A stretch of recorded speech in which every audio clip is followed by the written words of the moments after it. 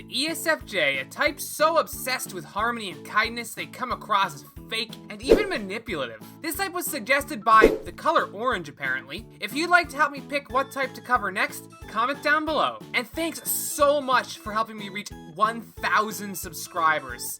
It means a heck of a lot to me that so many people think that watching me make jokes is worth subscribing to. I have some big announcements coming soon, so wait for those, and again, thanks so much. Let's rock and roll. They're feelers on steroids.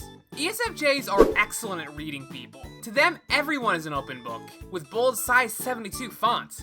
They're so good at reading people that they know your problems before you even have them. It's kind of creepy when you think about it. Who let an ESFJ in my head? And it's not even to get you to buy a timeshare or for any other selfish reasons.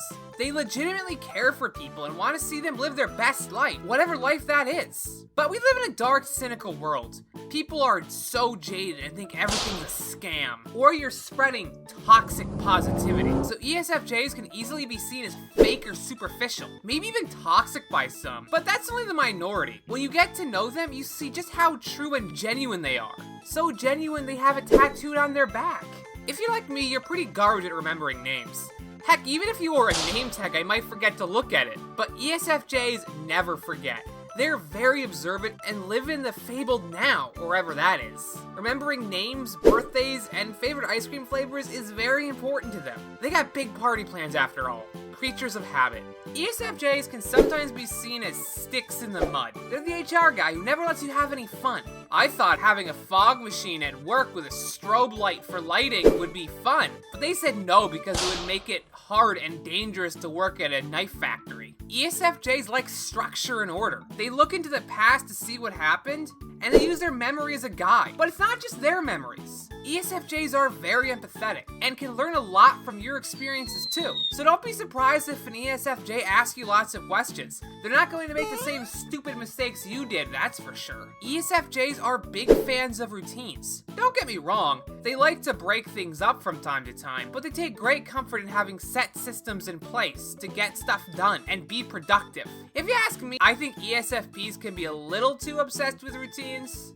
I get wanting to be productive and all, but when your skincare routine has so many steps that even YouTube beauty gurus thinks it's excessive, well, you've gone a bit too far. They're creative and adaptable. When ESFJs are young, they can be stuck in their ways and routines.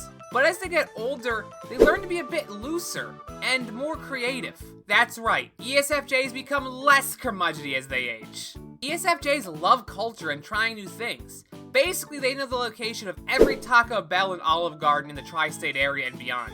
When ESFJs learn about other people's traditions, they like to add it to their own personal traditions. To an ESFJ, change can be a welcome thing. They can analyze new things and incorporate them into their life to make things stay safe and stable, that themselves and others can enjoy. They're people.